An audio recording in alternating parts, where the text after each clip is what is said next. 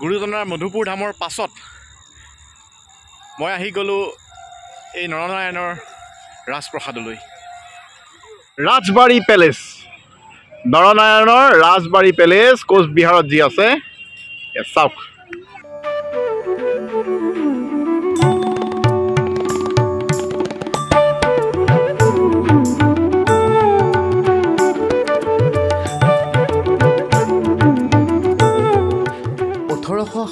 চনতেই ৰজা নৃপেন্দ্ৰ নাৰায়ণে এই গোটেই ৰাজবাৰী পেলেচটো বনাইছিল আৰু এইটো সম্পূৰ্ণ ইটালীৰ আৰ্কিটেক্সাৰৰ আৰ্হিত নিৰ্মাণ কৰা হৈছে। এই যে দৰবাৰ হলৰ ভিতৰ ভাগটো দেখিছে কিমান সুন্দৰ চাওকচোন।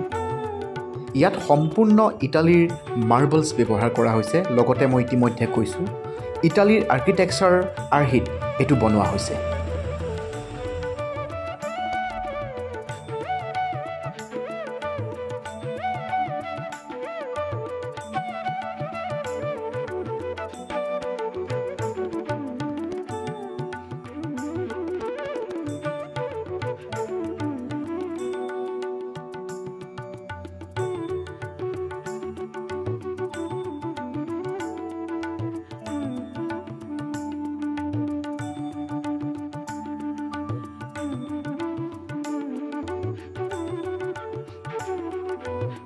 কিমান ডাঙৰ চাওকচোন। এইখিনিৰ পৰা আৰম্ভ কৰি এইখিনি মাজভাগ আকৌ একেবাৰে সৌতালৈকে সঁচাই ডাঙৰ।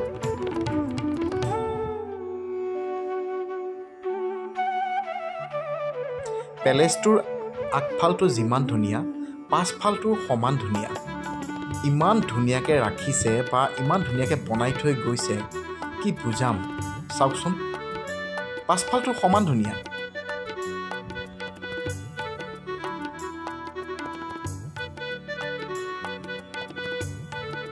সন্মুখ ভাগত আগতে যুদ্ধৰ বাবে ব্যৱহাৰ কৰা যি টোপ, এই দুটা টোপ ৰখা হৈছে। মই যদি সন্মুখ ভাগলৈ কেমেৰাটো ঘূৰাই দিওঁ আপোনাক সবে দেখিব এখন ডাঙৰ লন বা বাগিচা। বাগিচাখন ইমান ধুনীয়া কৰি মেইনটেইন কৰি ৰাখিছে বুজাব নোৱাৰোঁ মানে।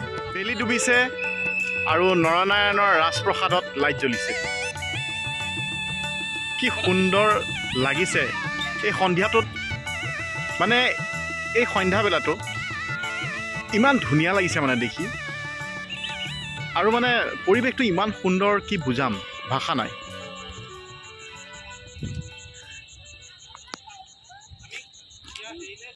এইবাৰ আমি আহি গ'লোঁ মদন মোহন মন্দিৰ। সুন্দৰ